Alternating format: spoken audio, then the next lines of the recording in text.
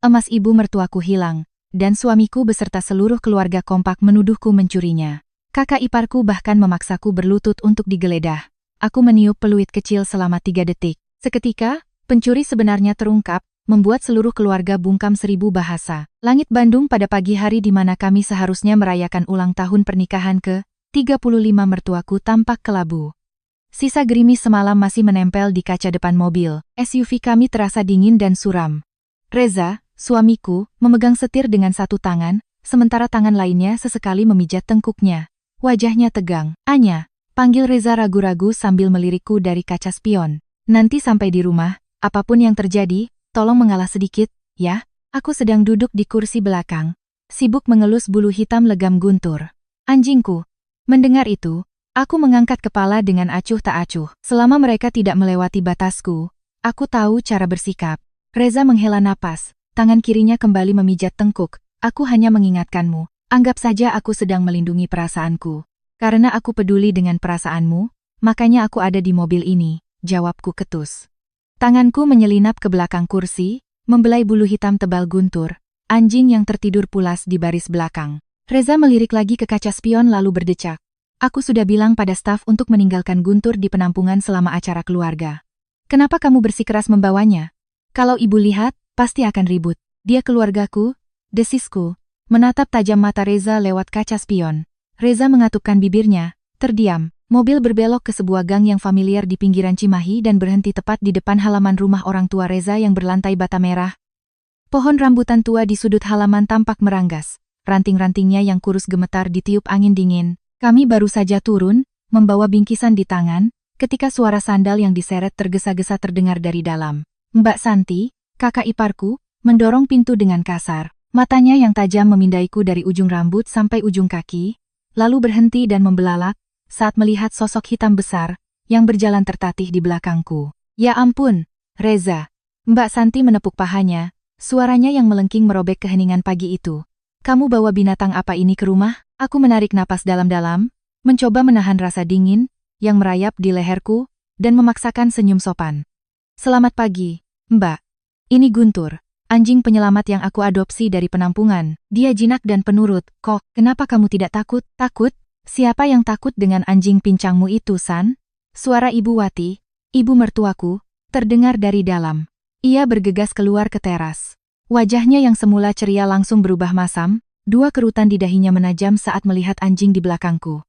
Tanpa perlu tahu siapa yang benar atau salah, ia langsung melampiaskan amarahnya pada anak kandungnya sendiri. Reza, kamu ini tidak punya mulut, ya? Kenapa kamu biarkan istrimu membawa anjing hitam begini ke rumah di hari perayaan? Reza tergagap, meletakkan bingkisan di lantai dengan wajah pucat, lalu buru-buru menenangkan. Bu, jangan salah paham dulu. Anya kasihan anjing ini terluka. Di penampungan tidak ada yang merawat selama libur panjang. Jadi, Ibu tidak mau tahu? Ibu Wati menyela ucapan Reza dengan ketus, meludahkan sisa kunyahan sirih ke halaman. Rumah ini tidak menerima binatang hitam pembawa sial. Kalau mau kasihan, sana di jalanan. Apa kata Santi itu benar? Tahun ini kakakmu Dodi sedang mau dapat proyek besar. Jangan sampai anjing itu melangkah sejengkal pun ke teras rumah ini. Ikat dia sekarang juga di pohon rambutan itu. Aku maju selangkah, melindungi Guntur dengan tubuhku, menatap lurus ke mata Ibu Wati.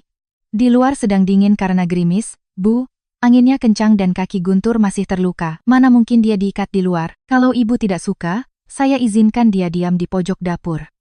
Saya jamin dia tidak akan menggonggong atau mengganggu siapapun. Ibu bilang tidak. Ya tidak. Ibu Wati melotot menunjuk ke arah gerbang. Pilih, kamu ikat dia di halaman atau kamu bawa dia pergi dari rumah ini sekarang juga. Jadi menantu bungsu kok berani sekali melawan ibu mertua dan kakak ipar. Sudah, Anya, aku mohon. Reza buru-buru meraih lenganku, menarikku mundur dengan suara memelas penuh kepasrahan. Dengarkan ibu, ya, di teras itu ada atapnya. Tidak akan kena angin. Biarkan Guntur di sana sebentar. Tidak apa-apa. Nanti setelah makan, kita langsung pulang. Tolong jangan berdebat lagi sama ibu. Melihat wajah suamiku yang pasrah dan pengecut, lalu beralih ke senyum sinis penuh kemenangan dari Mbak Santi yang bersedekap, dadaku terasa sesak seolah menelan pecahan kaca. Aku menunduk menatap Guntur. Ia seolah merasakan keteganganku, terus-menerus menyandarkan moncongnya yang kering ke betisku seolah ingin menghibur. Matanya menatapku penuh pengertian dan rasa iba. Aku menggertakkan gigi, tak lagi menjawab ucapan ibu mertua dan kakak iparku. Aku berbalik, berjalan ke bagasi mobil dan mengeluarkan selimut kecil serta bantal pemanas listrik yang sudah kusiapkan dari rumah. Aku memilih sudut paling terlindung dari angin di bawah teras. Dengan hati-hati menggelar bantal dan melipat selimut untuknya. Guntur anak baik. Tunggu di sini sebentar, ya. Nanti setelah makan kita langsung pulang. Aku membungkuk, mencium keningnya, dan mengelus bulunya yang dingin. Berbisik pelan hanya agar kami berdua yang mendengar. Guntur menurut, berbaring melingkar di atas selimut hangat. Ekornya mengibas pelan di lantai ubin. Saat aku bangkit dan melangkah melewati teras untuk masuk ke dalam rumah, aroma dupa yang pekat langsung menusuk hidung. Namun, wangi yang seharusnya menenangkan itu tak mampu menutupi bau amis dari sikap pilih kasih, kemunafikan, dan pikiran sempit yang menyelimuti rumah ini. Aku mengepalkan tangan di dalam saku jaket. Aku tahu makan siang hari ini akan menjadi hidangan yang penuh badai. Melangkah melewati teras, hawa dingin tertinggal di belakang, digantikan oleh udara pengap yang penuh dengan aroma opor ayam dan asap dupa. Hidangan sudah tersaji di ruang tengah. Bapak Suroso, ayah mertuaku, duduk dengan angkuh di kepala meja. Usianya sekitar 65 tahun, wajahnya keras, tetapi sorot matanya selalu menunjukkan sikap patriarkis yang sulit didekati. Ia baru saja puas setelah menenggak segelas kecil tuak, mengangguk-angguk kecil mendengar putra sulungnya membual. Mas Dodi, kakak iparku, mengenakan kemeja batik yang kerahnya sudah kusut. Kancing atasnya terbuka, memperlihatkan kalung emas besar seperti rantai jangkar. Sambil mengunyah rendang, ia mengacungkan sendok dan garpunya. Bapak, Ibu, tenang saja. Tahun ini Dodi dapat rezeki nomplok, menang tender 3 proyek perumahan di Antapani. Paling tidak akhir tahun nanti bisa kantongi 3-4 miliar. Tahun depan langsung ganti mobil Fortuner buat ajak Bapak sama Ibu keliling Jawa, biar semua orang melongo. Ah Mas, jangan sesumbar begitu. Uang miliaran kan bukan daun kelor? Mbak Santi yang duduk di sebelahnya sengaja menyahut dengan suara manja, menimpali suaminya. Ia berbicara sambil melirik ke arahku dan Reza. Tapi memang benar sih, suamiku ini kerja keras di luar, dapat uang berapapun langsung dikasih ke istri. Tidak seperti orang lain, katanya. Katanya arsitek senior, gaji puluhan juta sebulan, tapi hidup suami istri iritnya minta ampun. Mobil itu saja sudah bertahun-tahun tidak ganti. Reza yang sedang mengambil ketupat langsung berhenti. Ia menunduk, buru-buru memasukkan ketupat ke piringnya lalu menjawab, ya, kami kan karyawan, Mbak. Harus menabung untuk persiapan kalau ada apa-apa. Menabung. Mbak Santi tersenyum sinis, meletakkan sendok dan garpunya dengan keras. Kamu bilang menabung untuk persiapan sakit, atau menabung untuk mengeruk uang Reza buat dikasih ke keluargamu di desa? Aku dengar-dengar bulan lalu adik laki-lakimu baru beli motor ninja, kan? Dia baru lulus, kerja juga belum jelas. Dari mana uangnya beli motor puluhan juta kalau tidak ada yang menyokong? Suasana di meja makan, seketika menjadi tegang. Bapak Suroso berhenti makan. Ibu Wati menatapku tajam seolah menangkap basah seorang pencuri. Reza tergagap panik. Mbak dengar dari siapa? Adik Anya itu ambil kredit dari leasing. Aku menekan pundak Reza pelan, memberinya isyarat untuk diam. Aku dengan tenang mengambil tisu, membersihkan sudut bibir, lalu menatap lurus ke mata Mbak Santi. Tanpa terburu-buru, tanpa nada tinggi, aku mengucapkan setiap kata dengan jelas dan tegas. Mbak Santi, pertama, adik saya beli motor dengan uang hasil kerjanya dan kredit leasing. Semua ada surat-suratnya yang sah. Kedua, gaji Reza setiap bulan langsung masuk ke rekening bersama atas nama kami berdua. Buku tabungannya ada, Mbak bisa minta Reza tunjukkan isi m-bankingnya sekarang juga. Ketiga, aku memotongnya dengan suara setajam silet. Gaji saya sebagai manajer di pusat penyelamatan satwa tidak kurang dari 20 juta sebulan. Kami berdua mandiri secara finansial, tidak ada yang menengadahkan tangan ke siapapun. Sejak saya jadi menantu di rumah ini, saya tidak pernah meminta sepeser pun dari Bapak, Ibu, maupun Mas dan Mbak. Jadi, jangan gunakan cara berpikir mengeruk harta suami yang mungkin Mbak anut untuk menilai saya. Gosip itu hanya untuk orang yang kurang kerjaan. Kalau bicara dengan keluarga harus ada buktinya, ya. Mbak, setiap kata-kataku jatuh di meja makan dengan telak. Mbak Santi tercekat, wajahnya memerah padam. Ia membuka mulut hendak membantah, tetapi tak menemukan satupun alasan, dan akhirnya hanya bisa mencubit lengan Mas Dodi untuk meminta bantuan. Mas Dodi berdeham lalu membuang muka, melihat menantu kesayangannya terpojok. Ibu Wati segera menepuk meja dengan keras. Sudah, hari perayaan kok malah bertengkar seperti di pasar. Santi itu kakakmu. Dia lihat ada yang aneh ya, dia bertanya. Kamu sebagai adik, kalau tidak bisa menjelaskan baik-baik, ya sudah. Kenapa malah jadi seperti landak yang mengajari kakaknya? Aku tersenyum tipis. Justru karena itu, Bu, saya sedang menjelaskan dengan sangat jelas. Sudah. Ibu Wati mengibaskan tangannya, lalu menoleh ke Santi dengan tatapan penuh kasih. Ia berdiri, berjalan terhuyung-huyung ke arah lemari kayu jati di sudut ruangan. Terdengar suara kunci bergemerincing. Sesaat kemudian, ia kembali ke meja makan sambil membawa sebuah kotak beludru berwarna merah tua. Seluruh meja makan terdiam. Mata Mbak Santi berbinar-binar seolah melihat harta karun. Ibu Wati berdeham, membuka kotak itu.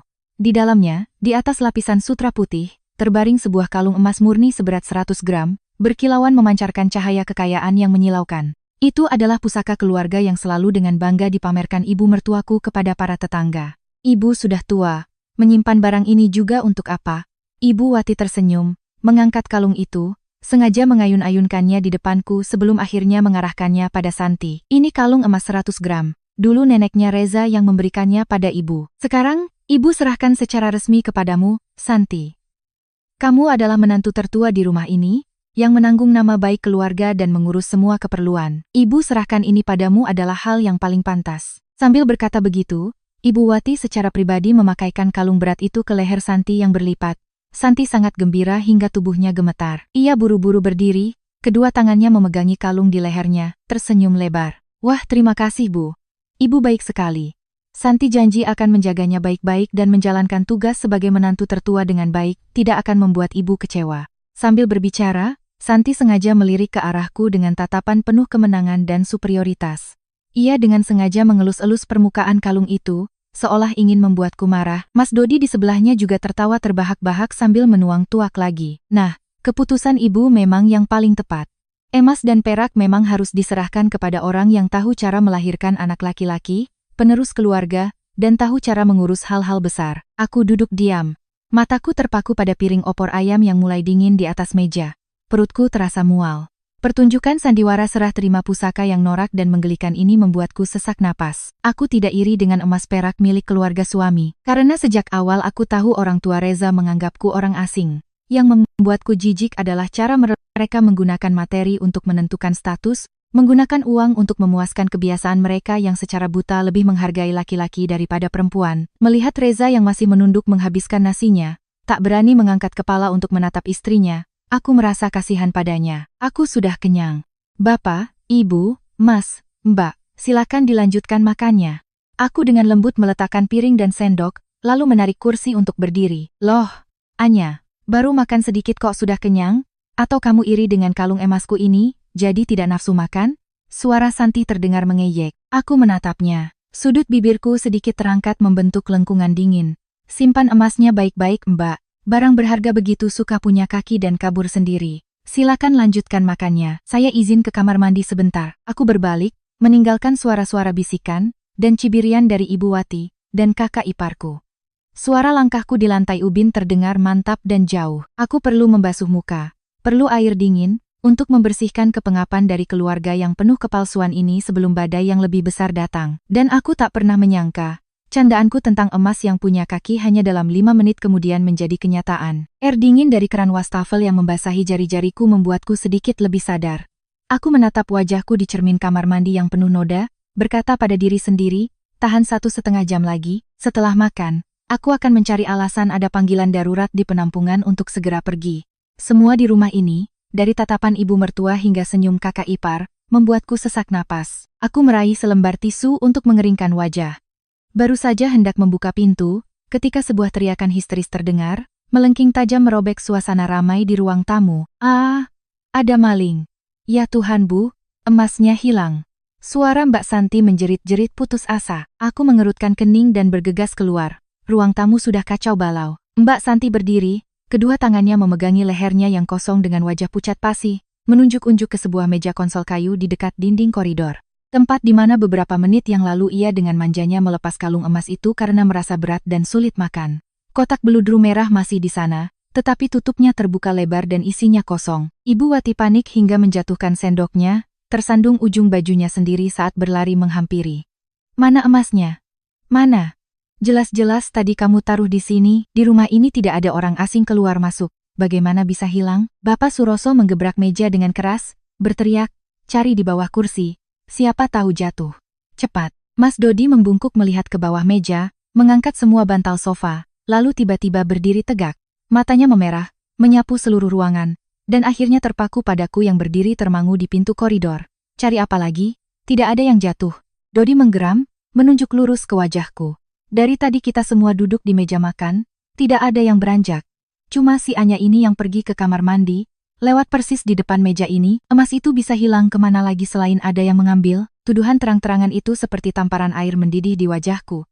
Seluruh ruangan mendadak sunyi. Semua tatapan yang tadinya panik kini berubah menjadi curiga dan jahat, semuanya tertuju padaku. Mas Dodi, jaga bicaramu. Reza berdiri, mendorong kursinya ke belakang dengan kasar. Wajah suamiku memerah, dahinya berkeringat. Istriku hanya ke kamar mandi, Mas tidak punya bukti, jangan asal menuduh. Bukti?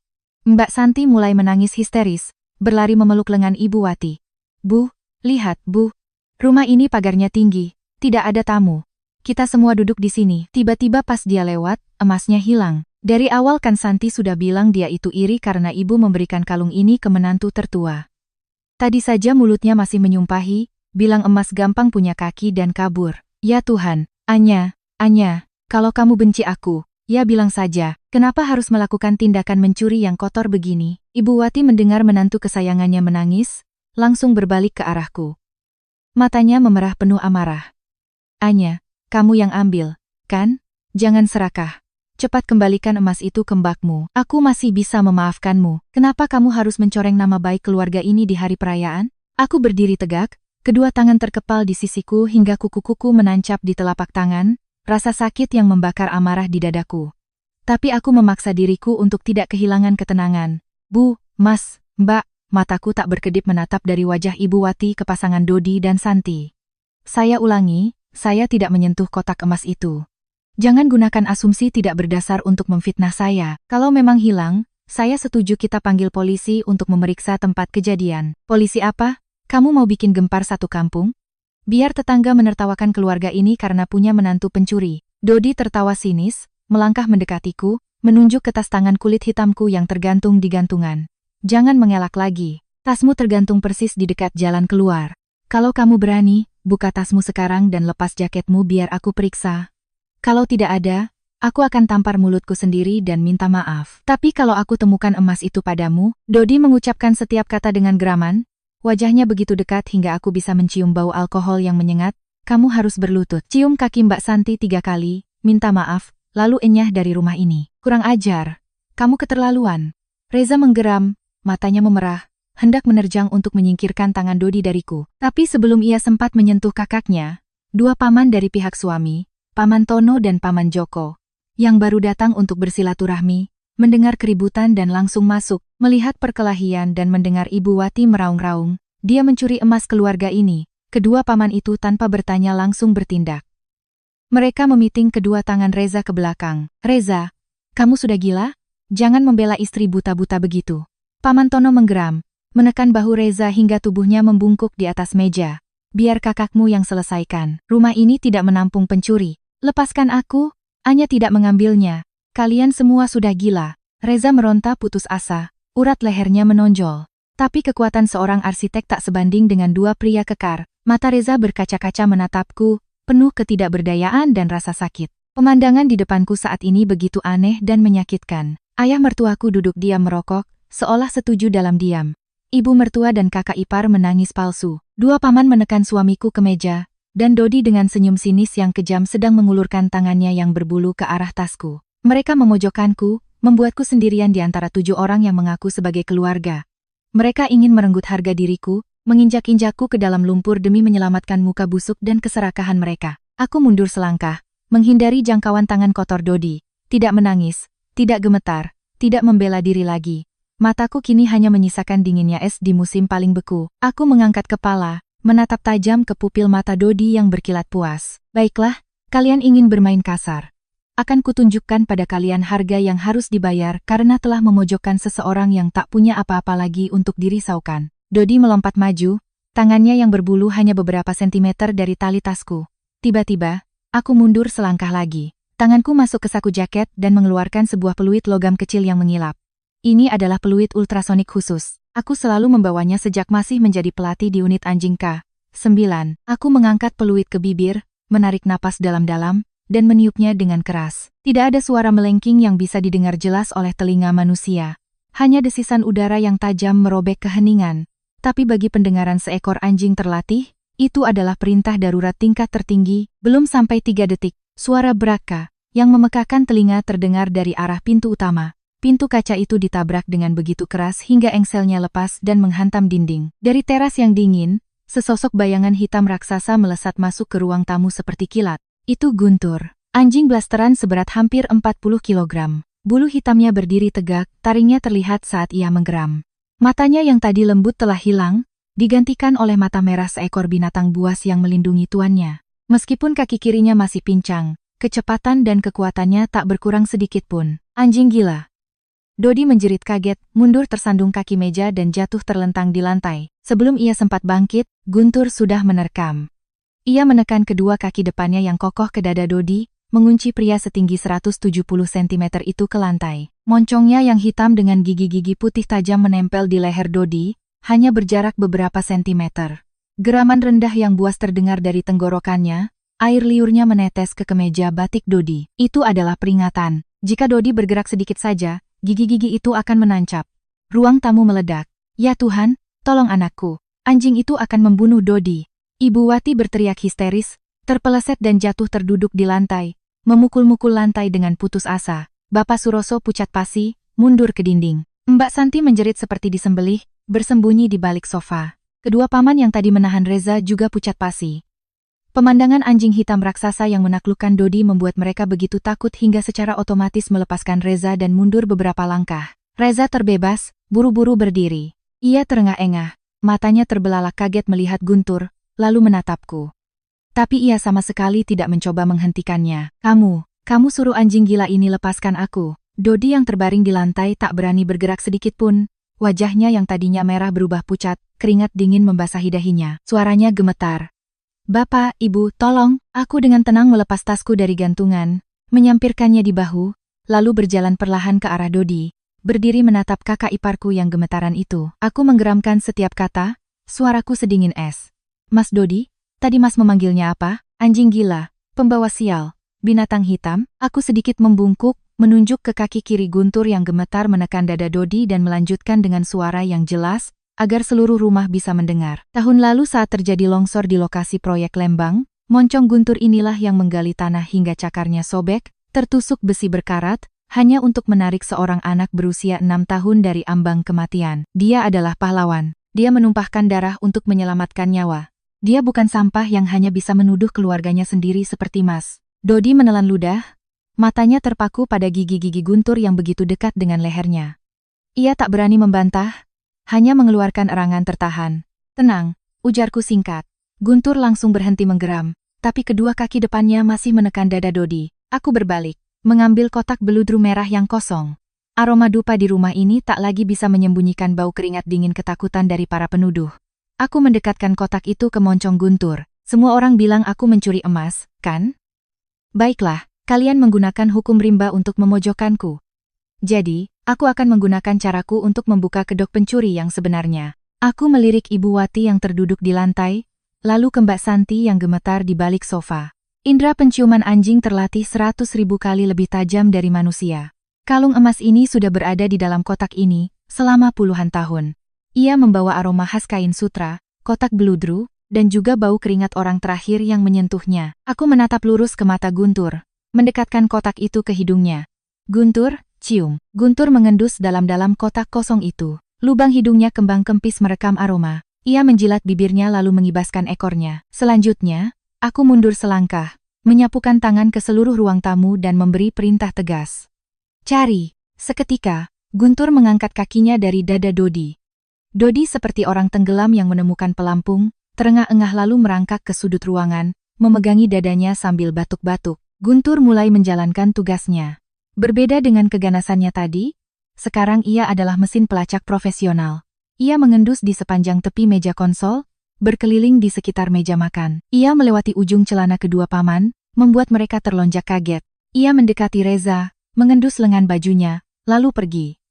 Ia juga mendekati tasku yang tergantung di bahuku, mengendus sekilas, lalu berbalik ke arah lain. Akhirnya, ia menuju sofa. Mbak Santi yang bersembunyi di baliknya melihat anjing hitam besar itu mendekat dan menjadi sangat panik. Wajahnya pucat pasi, tangannya mengibas-ibas tak karuan. Jangan dekat-dekat aku.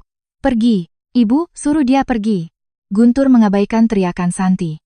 Ia menempelkan hidungnya ke lantai, menyisir setiap milimeter, melewati tempat Santi berdiri, mengendus. Mengendus. Lalu ia berhenti. Targetnya bukan pada Santi. Targetnya ada di kursi tunggal di sebelah sofa. Di sana, sebuah tas tangan kulit buaya mewah berwarna merah milik Santi tergeletak. Mulut tas itu tertutup longgar oleh kancing magnet. Guntur menempelkan moncongnya ke tas kulit itu, mengendus dalam-dalam. Tiba-tiba, ekornya bergoyang-goyang cepat. Ia duduk di lantai, mengangkat kepala menatapku, dan menggonggong satu kali dengan keras dan pasti. Guk! Ai, itu adalah sinyal bahwa ia telah menemukan targetnya. Seluruh ruangan hening. Mata Mbak Santi terbelalak, menatap nanar anjing yang duduk menjaga tas merahnya.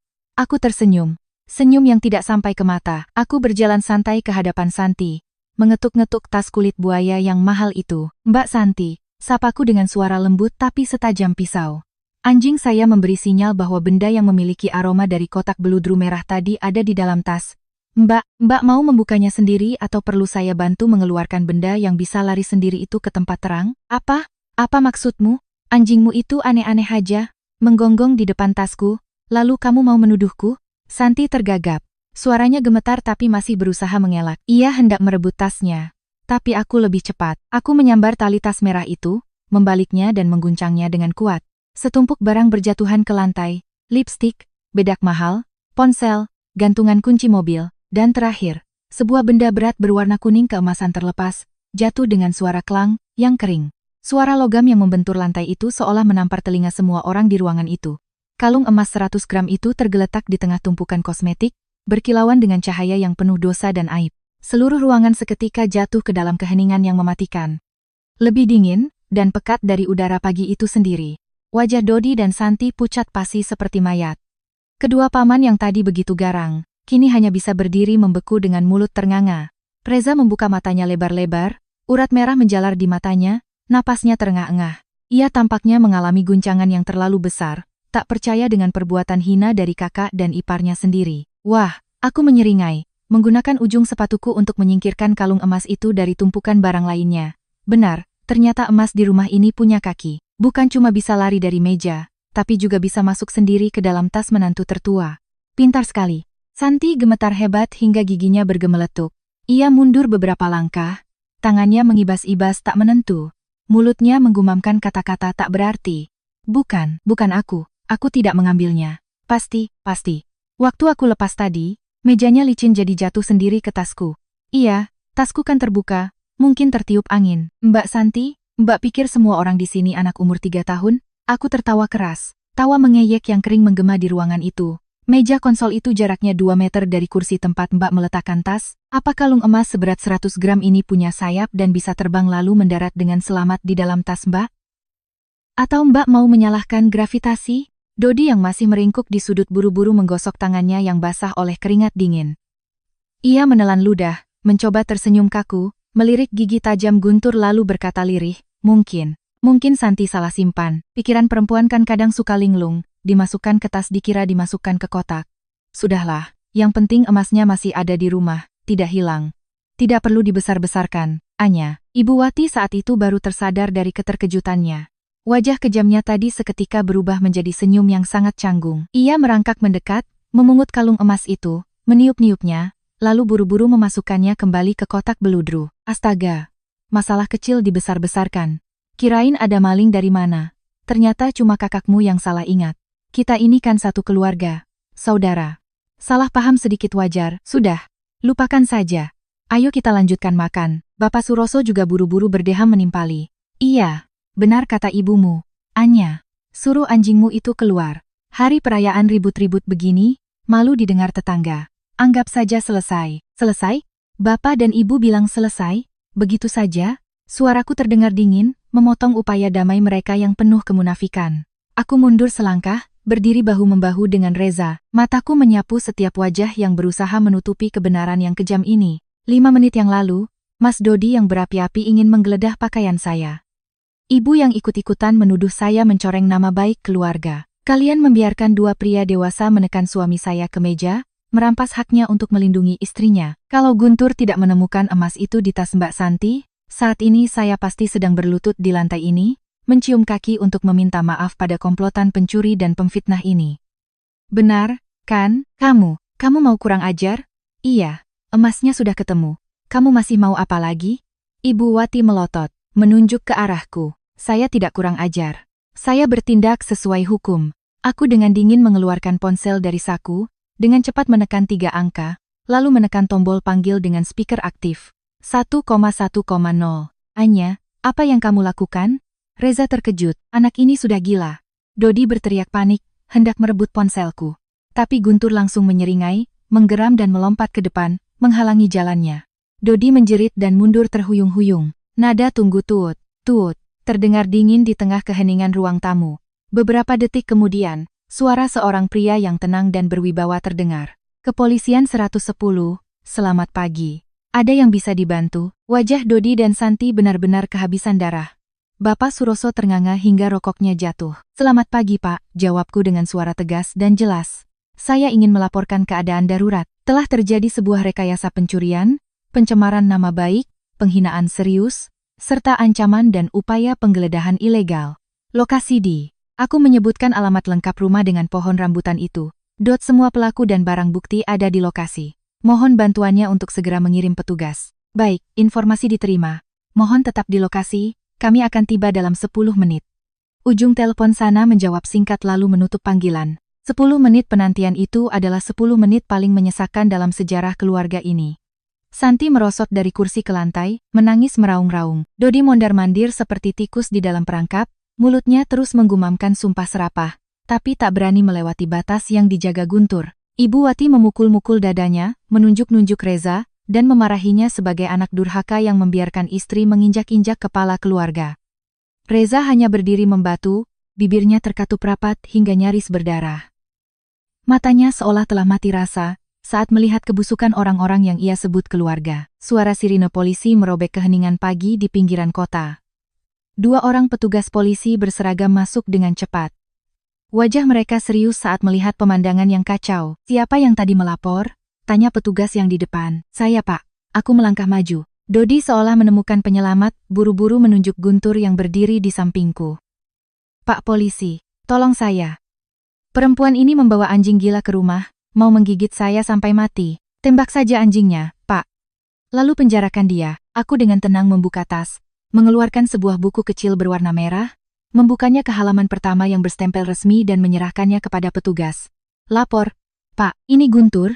Anjing K9 yang sudah terlatih secara profesional dengan nomor registrasi resmi dan sertifikat prestasi dalam operasi SAR nasional. Dia sangat patuh pada perintah, hanya akan melumpuhkan jika pemiliknya terancam nyawa dan harga dirinya. Dia sama sekali tidak akan menyerang tanpa alasan. Petugas itu memeriksa sertifikat dengan teliti, mengangguk, lalu berbalik ke arah Dodi dengan suara tegas.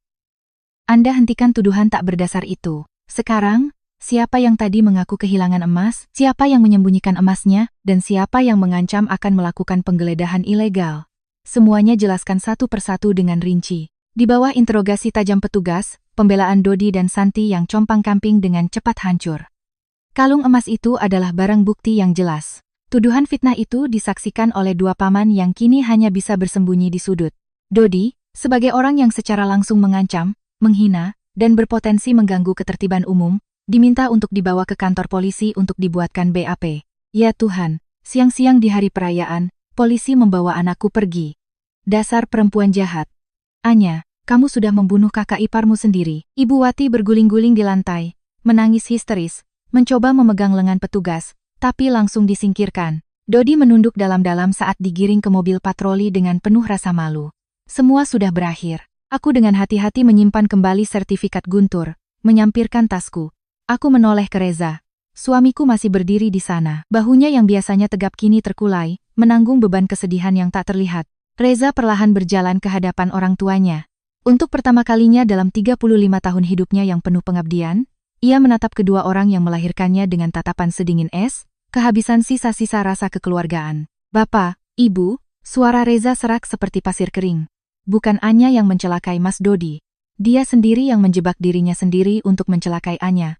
Tapi kebodohannya justru mencelakai dirinya. Kalau hari ini Anya tidak bisa membuktikan dirinya tidak bersalah, Bapak dan Ibu mau istriku hidup bagaimana? Kalian semua ikut memojokkannya. Ternyata di mata Bapak dan Ibu, kalian hanya punya satu anak laki-laki, yaitu Mas Dodi. Benar, kan? Bapak Suroso pucat pasi, tergagap. Reza, kamu bicara apa? Aku tidak bicara sembarangan. Hari ini, detik ini, mataku sudah terbuka. Reza dengan tegas berbalik. Ia berjalan ke arahku, meraih tanganku yang dingin dan menggenggamnya erat, seolah bersumpah untuk melindungiku. Kita pulang, sayang. Mulai hari ini, kita putus hubungan dengan keluarga ini. Reza menuntunku, melangkah dengan mantap melewati pintu. Guntur tertatih-tatih mengikuti di belakang kami. Suara raungan tangis Ibu Wati dan sumpah serapah Bapak Suroso tertinggal di belakang, larut dalam gerimis hari perayaan yang dingin dan kelam. Pagi hari setelah libur panjang, cuaca dingin masih belum beranjak dari Bandung. Pusat penyelamatan satwa tempatku bekerja baru saja buka kembali. Kedamaian hari pertama kerja langsung terkoyak oleh suara melengking yang memekakkan telinga dari arah gerbang. Woi, semuanya lihat. Manajer tempat ini adalah perempuan berhati iblis.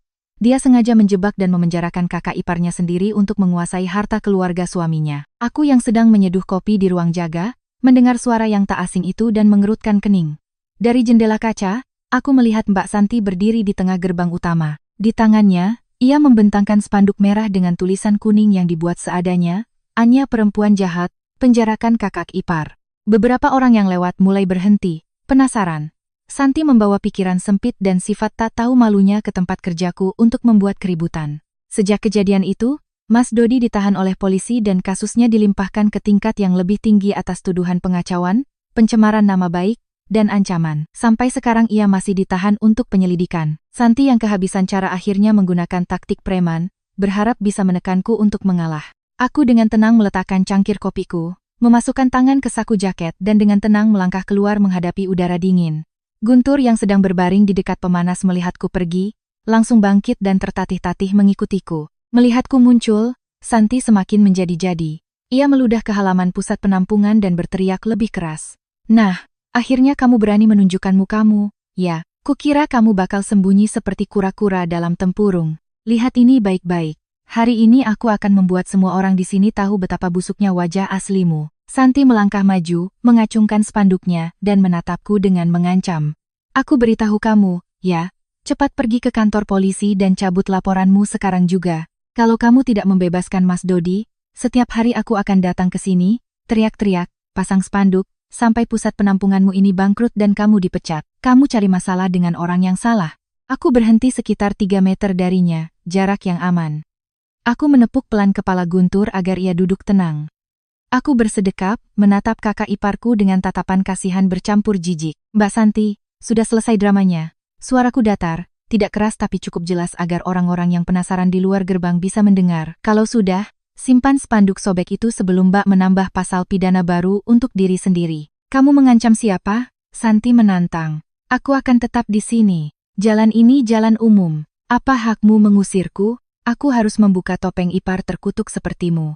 Aku tersenyum sinis, menunjuk ke 3 sudut dinding di sekitar gerbang. Jalan ini memang milik umum, tapi perbuatan Mbak saat ini terekam jelas oleh 3 kamera CCTV beresolusi tinggi dengan audio milik pusat penampungan ini. Mbak Santi, sepertinya Mbak belum belajar KUHP, ya. Biar saya jelaskan gratis. Aku melangkah lebih dekat, suaraku menegas, menghantam pendengarannya. Pasal 335 KUHP tentang perbuatan tidak menyenangkan, dan pasal 156 tentang menyebarkan permusuhan dan kebencian. Mas Dodi sudah di dalam. Apa Mbak mau menyusul? Reuni makan nasi penjara bersama suami? Wajah Santi menegang. Tangannya yang memegang spanduk sedikit gemetar. Tapi sifat keras kepalanya membuatnya tetap melawan. Kamu jangan coba-coba menakutiku dengan hukum. Aku tidak takut, kamu yang sudah membuat suami istri kami terpojok, jadi aku akan nekat. Saya tidak menakut-nakuti. Saya melakukannya. Aku dengan dingin mengeluarkan ponsel, menunjukkan layar yang sedang menampilkan jam hitung mundur. 3 menit sebelum saya keluar, saya sudah menekan tombol alarm darurat yang terhubung langsung dengan polsek setempat. Mbak dengar sesuatu? Tepat setelah aku selesai bicara, dari ujung jalan, suara sirene mobil polisi terdengar. Suara itu merobek udara dingin, membuat Santi terlonjak kaget seperti cacing kepanasan. Kamu benar-benar panggil polisi. Santi melotot, wajahnya pucat pasi. Sifat arogannya tadi menguap, hanya menyisakan kepanikan seorang pengecut. Guk! Guntur tiba-tiba berdiri dan menggonggong keras, seolah memberikan peringatan terakhir. Sirene semakin dekat. Santi panik, melempar spanduknya ke tanah dan berbalik lari tunggang langgang. Ia lari pontang-panting, tersandung batu di depan gerbang, bahkan salah satu sandalnya terlepas. Tapi ia tak berani kembali untuk mengambilnya. Sosoknya yang gempal dengan cepat menghilang di tikungan gang. Aku melihatnya, menggelengkan kepala, lalu memungut spanduk itu dan melemparkannya ke tempat sampah. Tepat pada saat itu, mobil Reza perlahan masuk ke gerbang, diikuti oleh mobil patroli polisi. Aku menjelaskan kejadian itu dengan cepat kepada petugas, menyerahkan rekaman CCTV sebagai bukti tambahan, lalu tersenyum dan berterima kasih. Reza turun dari mobil, wajahnya masih lelah, tapi matanya menatapku penuh kehangatan dan rasa bersalah. Maafkan aku, Reza memeluk bahuku saat kami masuk ke ruang jaga. Pagi ini aku ke rumah sakit menjenguk Bapak. Rencananya mau sekalian menjemputmu makan siang. Aku tidak menyangka dia berani datang ke sini. Tidak apa-apa, aku bisa menanganinya. Sandalnya sampai copot. Aku tertawa, menyodorkan secangkir teh hangat ke arah Reza. Bagaimana keadaan Bapak? Sudah lebih baik. Tekanan darah ayah sudah stabil sejak kejadian itu. Tapi ibu terus-menerus menangis dan menyalahkanku karena tidak berperasaan.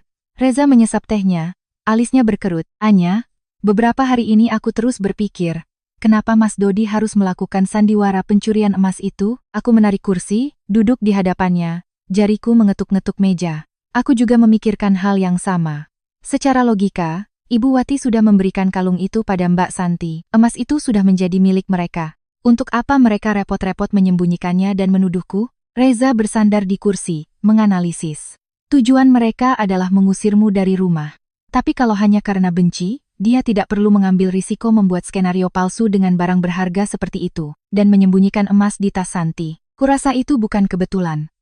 Mungkin dia ingin berpura-pura emas itu benar-benar hilang agar ibu tidak akan mengeceknya lagi. Tepat, aku mengangguk setuju. Tapi kenapa? Mas Dodi selalu membual tentang proyek miliaran, mau beli mobil mewah. Kenapa dia mengincar kalung emas senilai ratusan juta? Hanya ada satu alasan.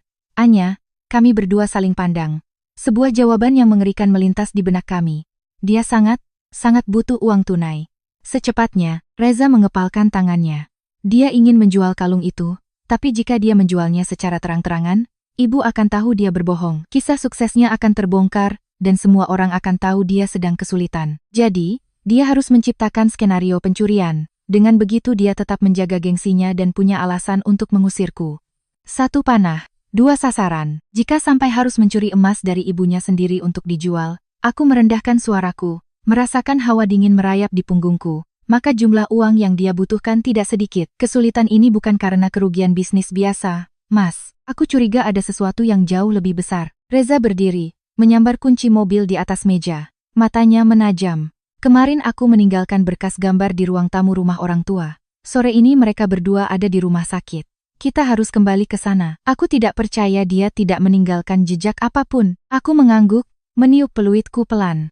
Guntur langsung berdiri, telinganya tegak, siap siaga. Kami tidak tahu bahwa perjalanan kembali ke rumah dengan pohon rambutan itu akan membongkar sebuah kebenaran yang begitu mengerikan dan menjijikkan, yang akan menghancurkan sisa-sisa belas kasihan terakhir Reza untuk keluarganya. Sore harinya, langit di pinggiran kota kelabu dan berat.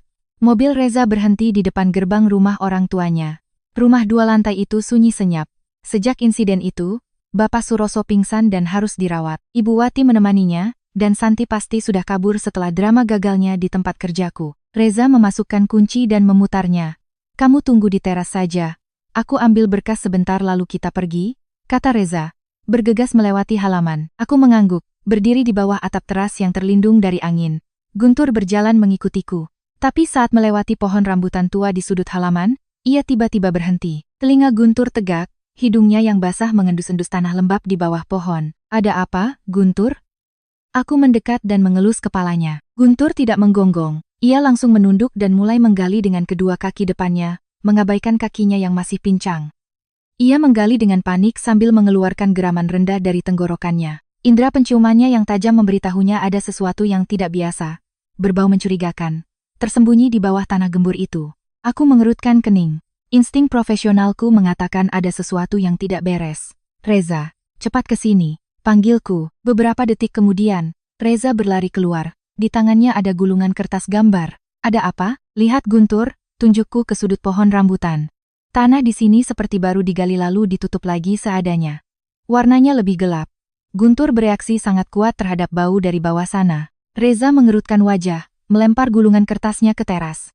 Ia berlari ke sudut pagar, mengambil sekop kecil yang biasa dipakai ayahnya untuk berkebun. Menyingkir sebentar, Guntur. Biar aku. Reza menyingkirkan daun-daun kering, lalu menusukkan sekop ke tanah gembur itu. Baru menggali sekitar 1 jengkal, ujung sekopnya membentur sesuatu. Reza berhenti, melempar sekopnya dan menggunakan jari-jarinya untuk menggali sisa tanah.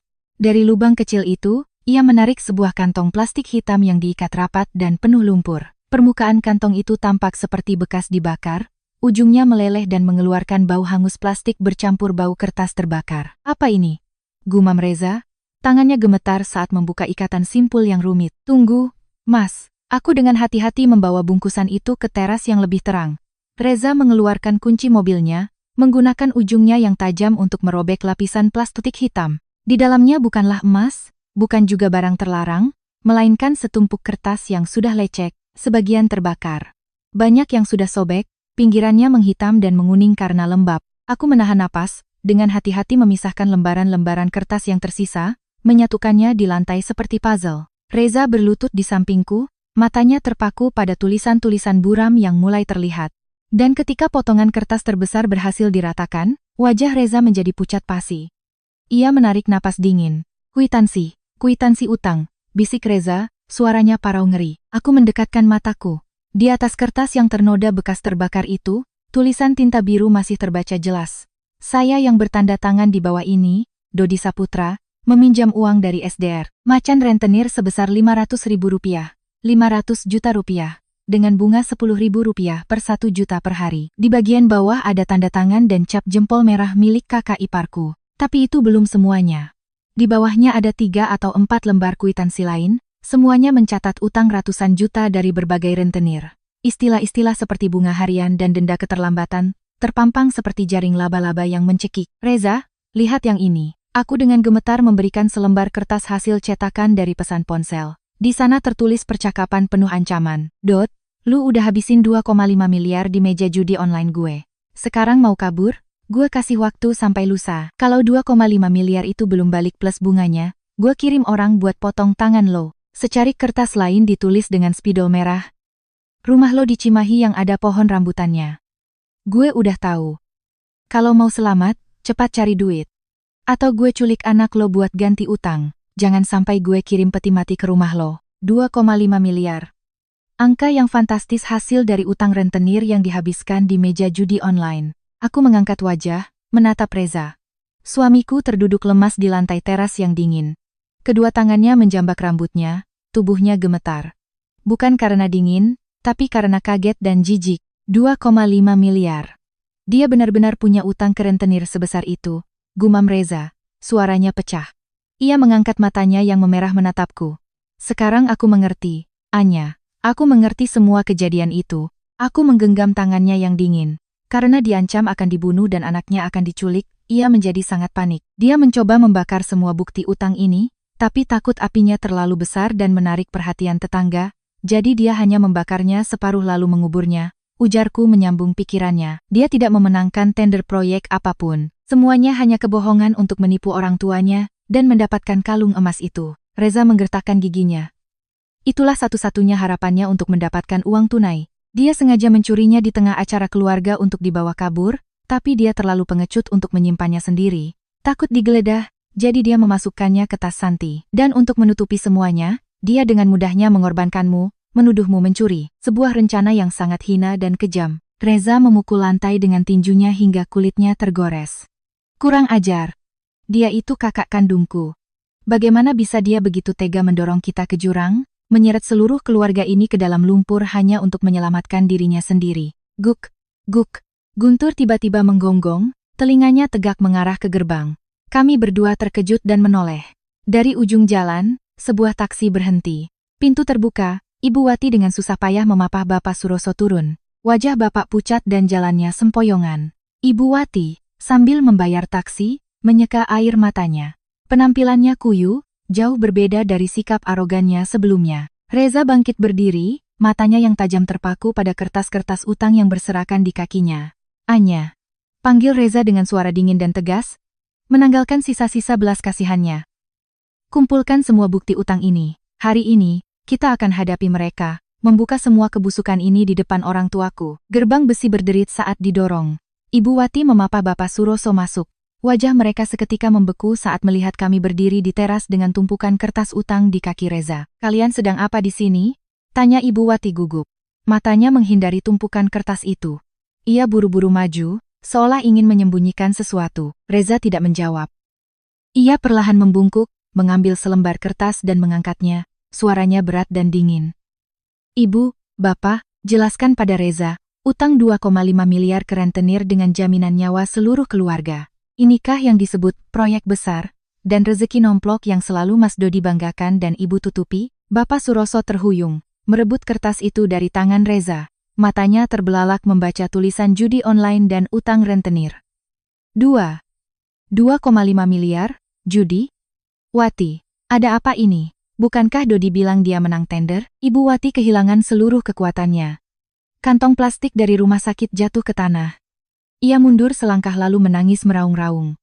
"Aku tidak tahu utangnya sampai sebesar itu. Bulan lalu, rentenir sudah melempar cat ke gerbang. Dia berlutut menangis, bilang hanya kalah judi sedikit, utangnya cuma 500 juta. Aku kasihan, diam-diam aku jual tanah warisan di desa, dapat 600 juta untuk menutupi utangnya. Dia bersumpah tidak akan mengulanginya lagi. Ternyata dia masih terus berjudi, dan utangnya membengkak sampai 2,5 miliar. Kalau bapakmu tahu aku jual tanah, aku bisa mati dipukuli. Makanya aku terpaksa ikut bersandiwara menipu kalian semua." Kebenaran yang busuk dan menyakitkan terungkap sudah. Reza berdiri membeku, bahunya bergetar. "Jadi? Ibu sudah tahu semua kebusukannya," geram Reza, menunjuk tumpukan kertas. "Tapi di hari perayaan itu, Ibu tetap membiarkannya merekayasa pencurian kalung emas itu untuk mendapatkan uang. Kan? Ibu tahu dia yang mengambil, tapi Ibu lebih memilih melihatnya menuduh istriku. Ibu membiarkan paman-paman menekan leherku ke meja agar dia bisa menggeledah-nya. Bu, apa Ibu masih punya hati nurani?" Ibu Wati menghindari tatapan Reza. Ia panik. Tiba-tiba ia berlari dan berlutut di kaki Reza, memegang celananya, menangis memohon. "Reza, Ibu salah. Ibu minta maaf. Tapi sekarang kakakmu ditahan. Rentenir mengancam akan memotong tangannya, menculik anaknya. Ibu sudah tidak punya apa-apa lagi, tanah sudah dijual. Cuma kamu yang bisa menolong kakakmu." Reza tertegun menatap ibunya yang berlutut. "Ibu mau aku melakukan apa?" Ibu Wati merapatkan genggamannya. "Rumah kalian yang di komplek itu, Reza. Sertifikatnya atas namamu, lokasinya bagus. Jual saja nak, jual murah juga tidak apa-apa. Dapatkan 2,5 miliar untuk membayar utang kakakmu. Selamatkan nyawanya, nak." Dunia seolah berhenti berputar. Aku yang berdiri di samping Reza merasakan tubuhnya menegang. Permintaan yang begitu kejam, tidak masuk akal, dan berdarah dingin keluar dari mulut ibu kandungnya sendiri. "Jual rumah?" bisik Reza, suaranya pecah. Ia tertawa, tawa yang kering dan getir. "Ibu menyuruhku menjual rumah yang kami bangun dengan kerja keras siang malam selama 3 tahun, hanya untuk membayar utang seorang penjudi? Lalu kami harus tinggal di mana? Di kolong jembatan?" Iya. "Kalian sewa rumah dulu beberapa tahun," jawab Ibu Wati dengan logika seorang yang pilih kasih.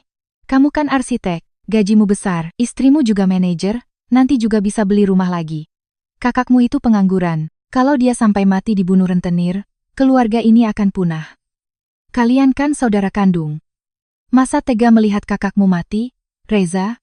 Bapak Suroso gemetar mendengarnya. Ia memegangi dadanya, batuk-batuk menunjuk istrinya. Kamu sudah gila? Kamu mau membunuh Reza juga?"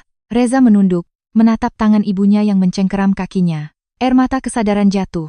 Semua harapan, semua kesabaran atas nama bakti selama 35 tahun hancur lebur. Ia meraih pergelangan tangan ibunya, melepaskannya dengan paksa. Ternyata, geram Reza, setiap katanya setajam ribuan jarum. Di mata bapak dan ibu, aku tidak pernah dianggap sebagai anak. Aku hanyalah kantong darah cadangan yang bisa kalian kuras habis untuk memberi makan kegagalan dan kebusukan Mas Dodi. Saat dia punya uang, dia menghina kami dan kalian ikut menginjak-injak istriku.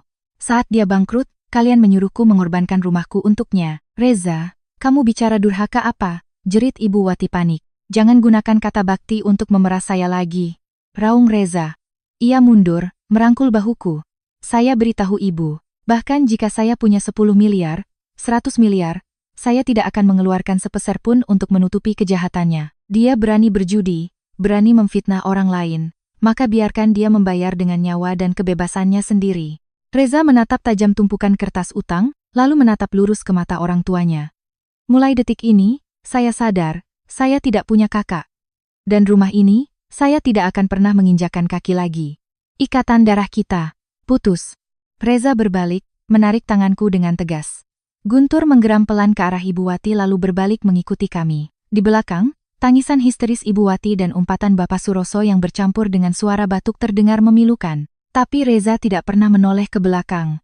Punggungnya yang tegap melangkah keluar dari gerbang besi itu, meninggalkan keluarga yang telah busuk hingga ke akarnya.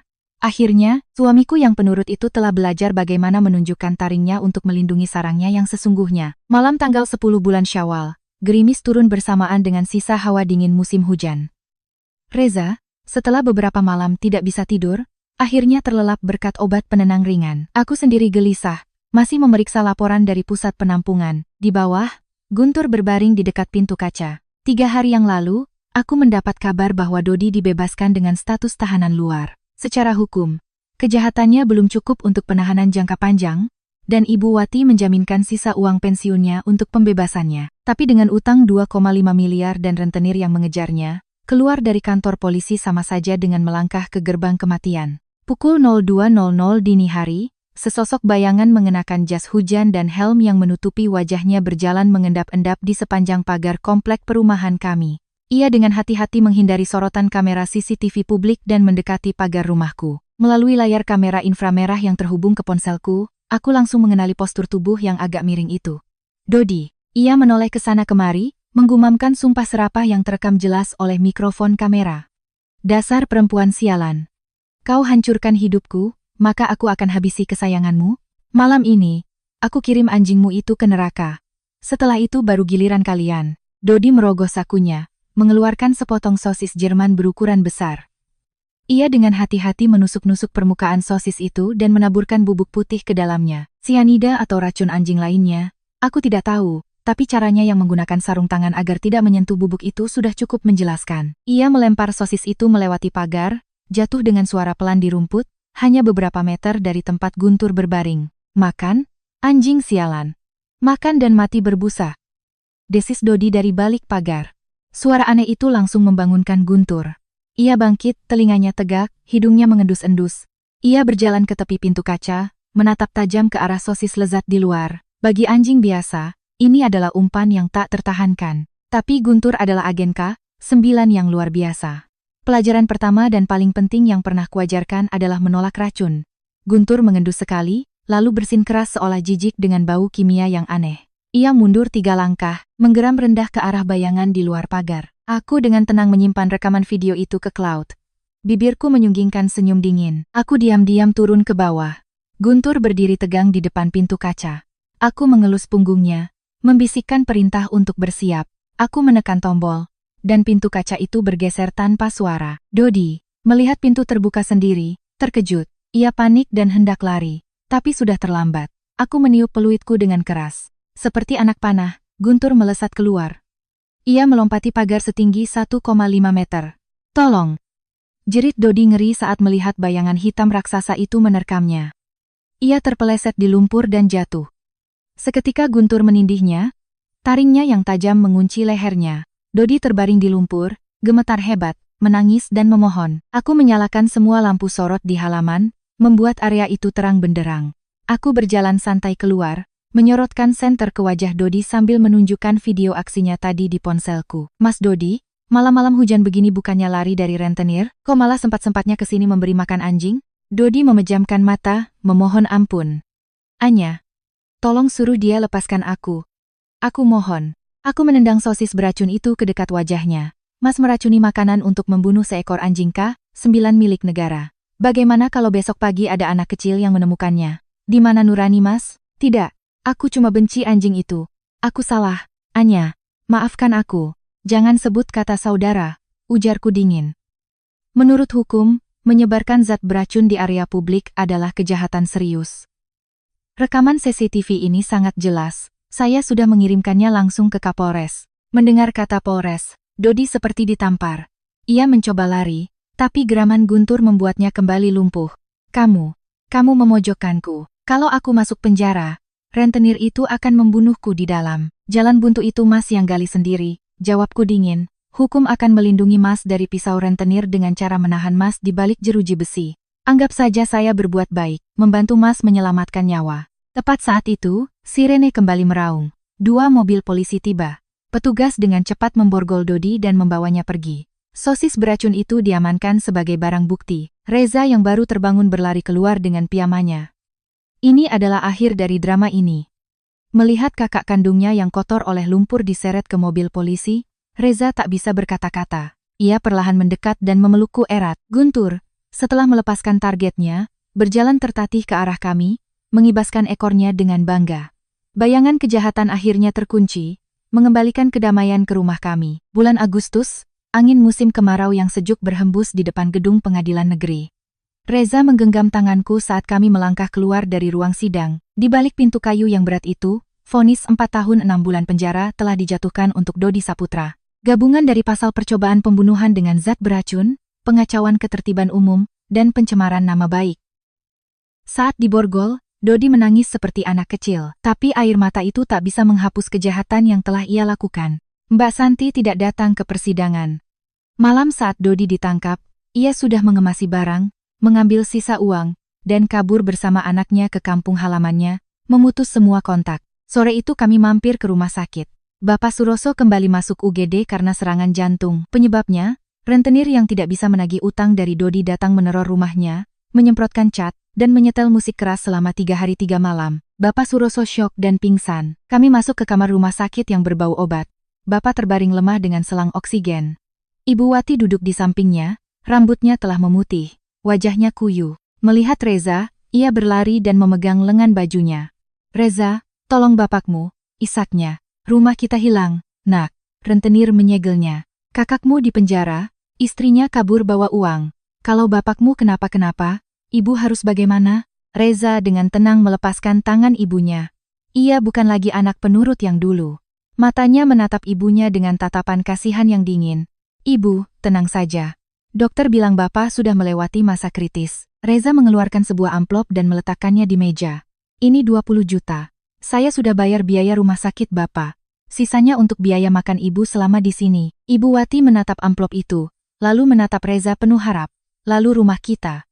Rentenir mengancam akan menyitanya kalau minggu ini tidak dibayar 2 miliar. Reza, jual rumahmu, nak, atau tarik tabunganmu untuk membayar mereka dulu. Nanti kakakmu keluar penjara. Dia akan bekerja dan menggantinya. Aku yang berdiri di sampingnya hanya bisa menghela napas. Sampai sejauh ini, ia masih berharap pada anak penjudi yang tak berguna itu. Saya tidak punya 2 miliar. Dan kalaupun punya, saya tidak akan pernah membayar utang judinya sepeser pun, jawab Reza tegas.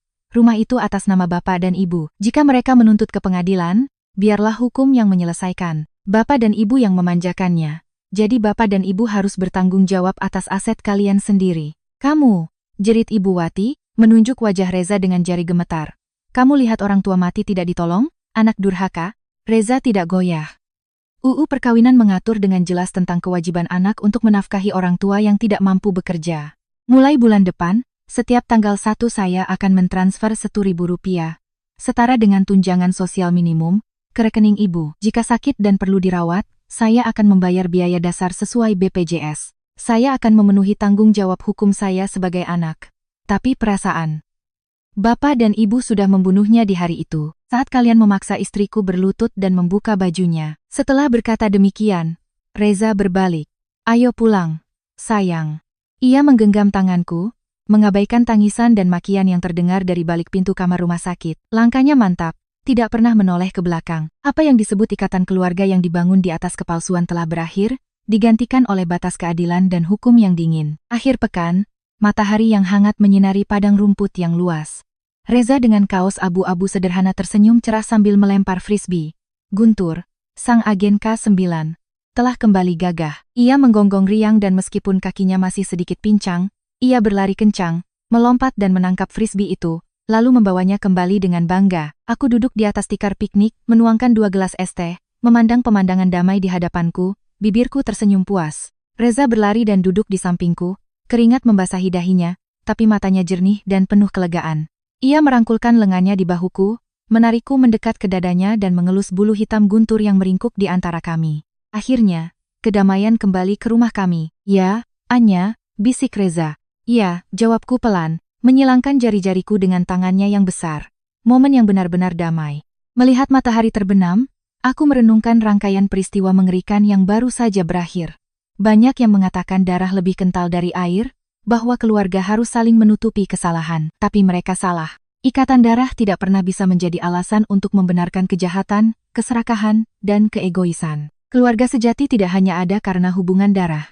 Ia harus dibangun di atas rasa hormat, toleransi, dan yang terpenting, keberanian untuk saling melindungi dari ketidakadilan. Keluarga kecilku sekarang hanya terdiri dari suami, istri, dan seekor anjing K9 yang pincang. Mungkin tidak ramai, mungkin tidak lengkap menurut definisi tradisional, tapi di sini, kami memiliki kepercayaan mutlak, cinta tanpa syarat, dan keberanian untuk berdiri bersama membela kebenaran. Itulah arti keluarga yang sesungguhnya. Benar sekali.